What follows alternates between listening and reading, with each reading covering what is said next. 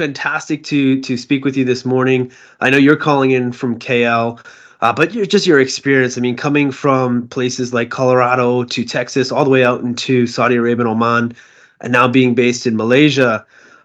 Starting with NASA, which is an amazing experience in of itself, and then some very, very big conglomerates like Schlumberger and Baker Hughes, other oil companies. Your career has had an amazing transition, but it's not just you, it's been your whole family as well.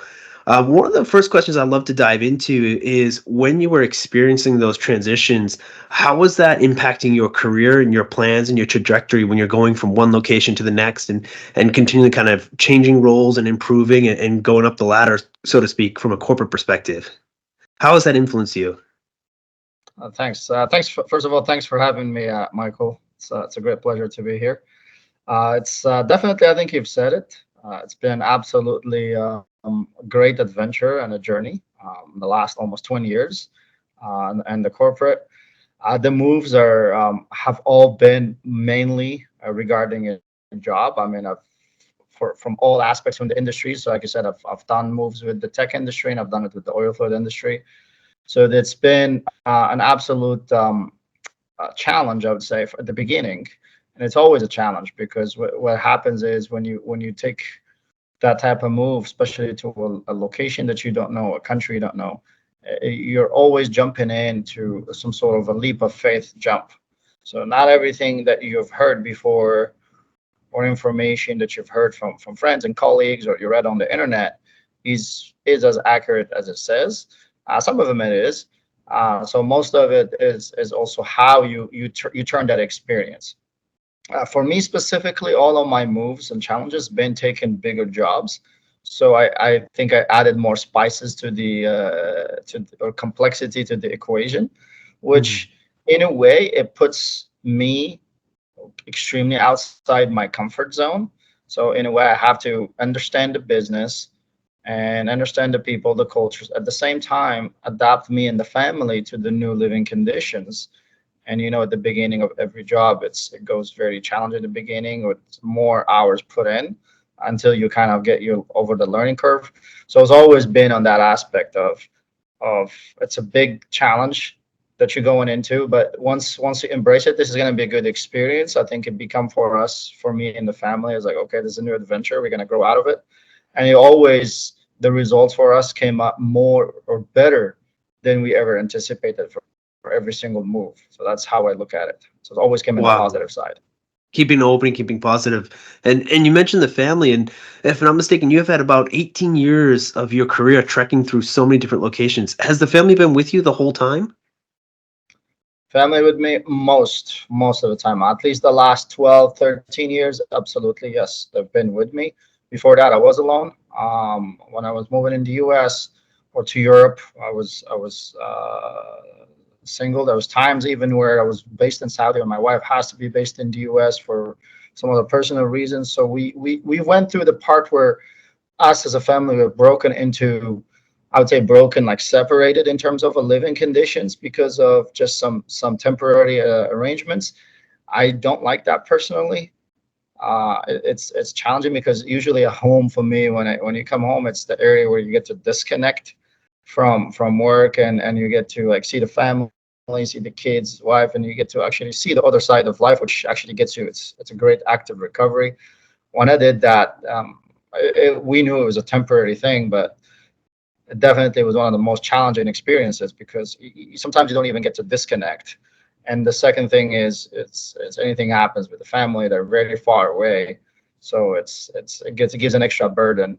About after that, we decided that wherever I go, we go together. So we've been doing that. I think just in the last 5 years, we moved like 3 times or 4 times already. So it's a lot of moves. But That's a lot of moves. Yeah. yeah, definitely. My daughter's age has been already lived in 4 countries.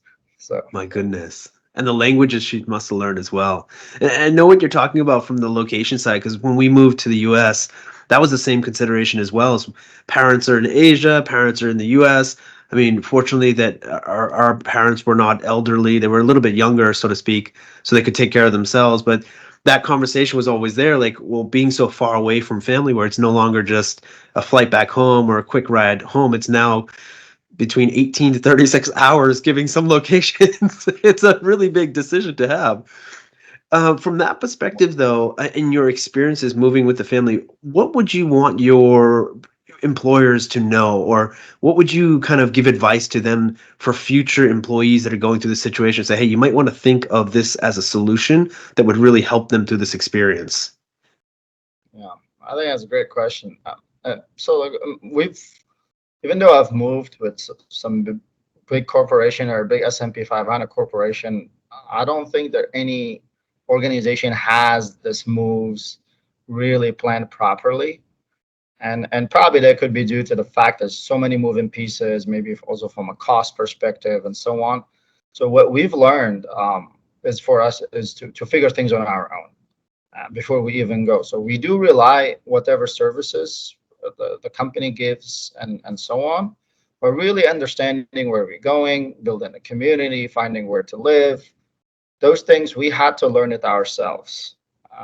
So and we've built, let's say, our own best practices that Okay. I think what you're trying to do here, better go. I think it's something fantastic because I think is a gap everywhere. We've always been looking, it's like, hey, we wish wherever we go in there was some sort of like an agency or an expat community that can actually tell you, hey, look, you're coming in from this country, you should experience this, you experience that. So there's a lot of things that you'll have to go through yourself and learn it.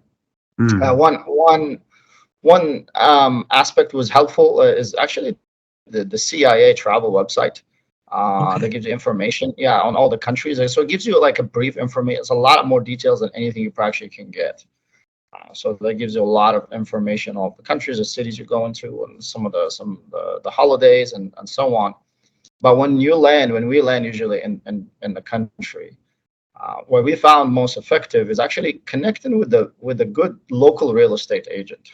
Mm. And usually they because they get to know where all the residences, the good places, the bad places, where the market is heading. Usually we find they give us a lot more insights than using some of the services provided because we Mm. didn't feel like it was up to the standard, and they helped us. So that's a I would say a method or best practice we utilized in the last few years, and it did help us at least navigating. I mean, we moved to a lot of countries that we've never been to, or I mean, we've been to Asia, we've been to all those places, but we never actually lived. When you travel to a place for vacation, it's completely different when you go there to live and Yeah. you put your kids in school and so on. So that's the aspect. So if anything that I could say for the corporations, if you don't have that service within the organization, maybe like freelance it to Mm. a specialized company or agency that actually does that better and does it well. And I think it's going to bring a lot more value and also Mm. support to the expat community who's actually going to be in that country. Interesting. And that's the gap where, from Bergo's perspective, what we're trying to fulfill with what we call mobility mentors, or people that are coming from backgrounds, whether life coaching, counseling, etc., but they don't have any conflict where they're not providing a service, they're just there for you. But more importantly is that they're matching the diversity of the people that are moving. So like if you're moving into, let's say, Vietnam or to KL or going into Oman or wherever you're going to, that you get to relate to people who've gone through that experience and are there. And like you said, the Facebook groups, everyone has different hobbies. And I think this is my passion because when I moved, there's, one of my mentors, he was in the pharmaceutical realm, and he's moved from Italy to Brazil to all over the place. And one of the tips that he gave me was wherever you go, make sure you have one foundational hobby that just won't change. And for him, it was jogging. So he's like, you need to find one for you because wherever you wind up in the world, that will keep you sane. So it develops a grounding for you. It helps you build relationships, and you get running groups and all that kind of stuff. And I found that really, really interesting concept to have. But that taps upon the topics too about change and agility and adaptation. That's got to be, I mean, from your side too, because you're not only just from a cultural perspective, right? You're going to a new place, but you're also professionally. So you're dealing with a new set of colleagues. You're dealing with new mindsets, new personalities, new backgrounds, new educations. Are there any lessons that you might have learned from that in terms of about being agile and adapting to change? Oh yeah, absolutely. I think all has been lessons than anything else, right? The fact that you move so much, you're always in a different environment that is not your background, your home environment, and outside your comfort, you will find yourself that every time you're an outsider, a stranger, so you need to learn your new environment first. And to learn a new environment, that really requires, at least for me, is a lot of emotional intelligence, learning the culture, understanding the beliefs, understanding some of the limits, that like the boundaries of whatever country you're going to, understanding the things that move. So each country or each culture have things that actually get how you get things done, and understanding that was very critical. I initially struggled when I was in the US, and straight up, and I had to, after Europe, I did not have the same, didn't see the same impact as much as when I moved to the Middle East, where everything is purely on the relationship perspective. And as long as they know you, it doesn't matter where you're from. As long as they know you, they trust you, and there is the credibility built into that, you can move mountains. And coming in from the US thinking like, oh, I'm just gonna work hard and just keep pushing, pushing, pushing, and realize just like that's not gonna work in that culture. So as when I did that switch, was actually is took me a lot further than I ever thought, and even helped me to adapt to other situations. So definitely change, adapting to change, is probably the most important one, and also not being afraid. Just take on Mm. risks and just keep going. I think most people are just afraid of making mistakes or failures, but the whole point of trying something new is to learn it. And if you don't go through the learning process and making those mistakes, you would never be the new person you're out to be. You have to grow into it, and sometimes that entails stumbling around. When you talked about building relationships as being a really key component in especially some regions, perhaps Middle East, etc., did that often take place outside the normal working hours and kind of office space and things like that? Like, how would you take up the opportunity to build that? Yeah, look, relationships are the gold mine. It's really, and it's something that I learned to cultivate, especially when I moved to the Middle East.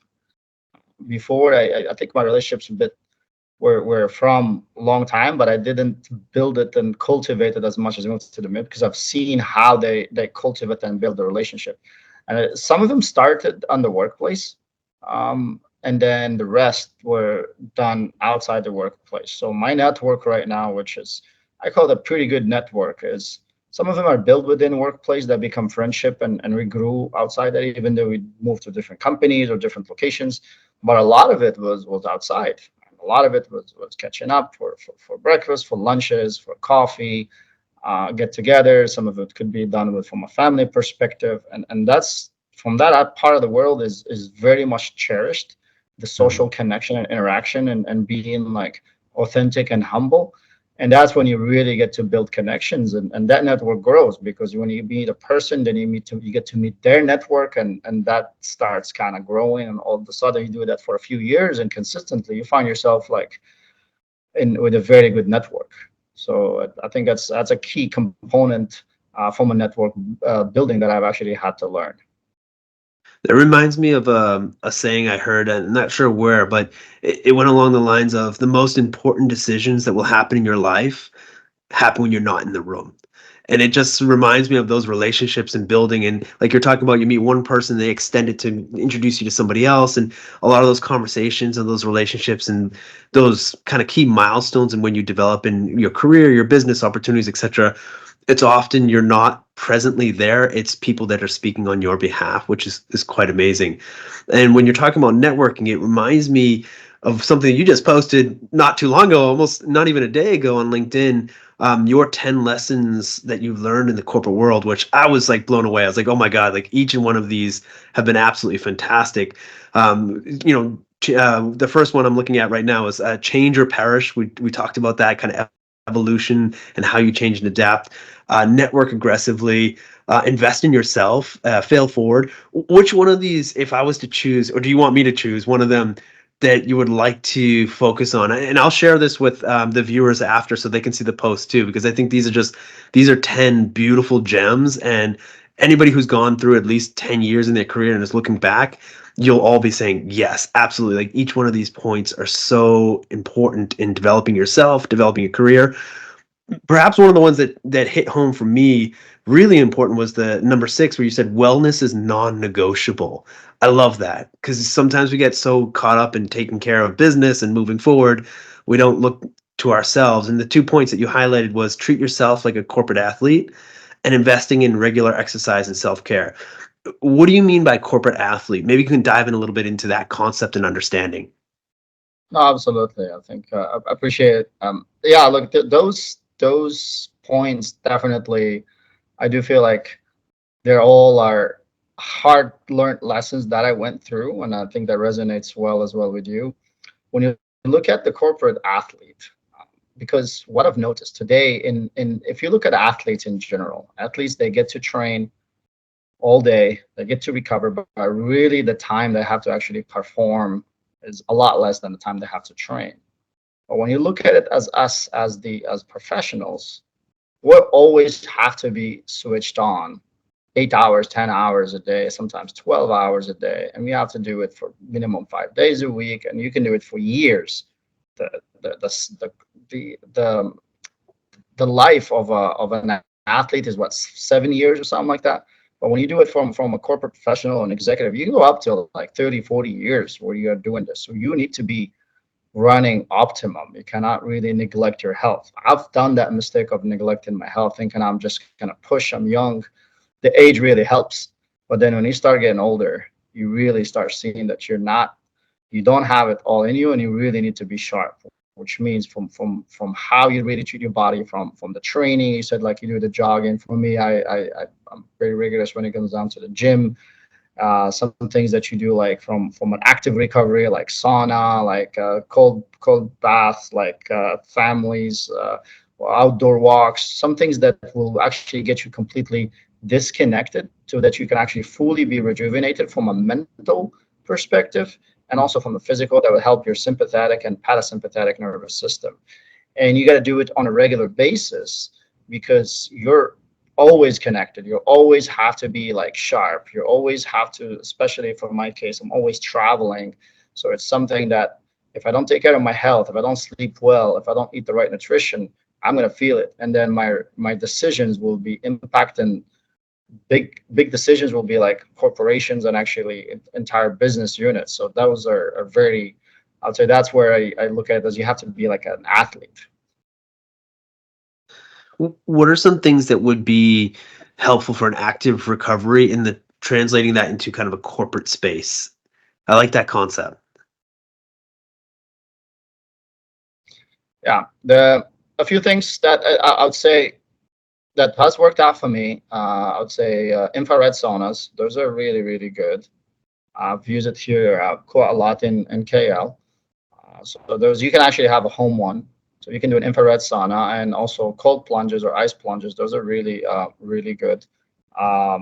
Breath work actually takes you a long way. A breath work, like between meetings, actually doing like up regulate and down regulate, just to get you for the next setup, because you can see everyone just go from meeting to meeting to meeting.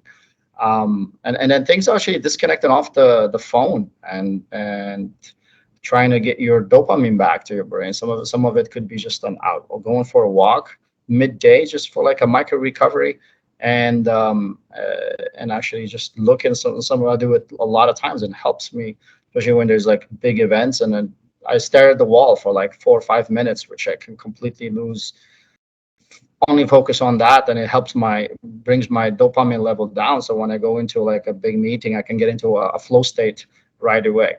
And the last one, the most important one, is sleep. I mean, I think everybody underestimates sleep, but that's the one where you get goes most of your recovery. So a good 7 to 8 hours of sleep is critical, and having the right sleep triggers, meaning like you sleep on time, you wake up on time, and all of the factors that goes with it is going to help you go a long way. Uh-huh.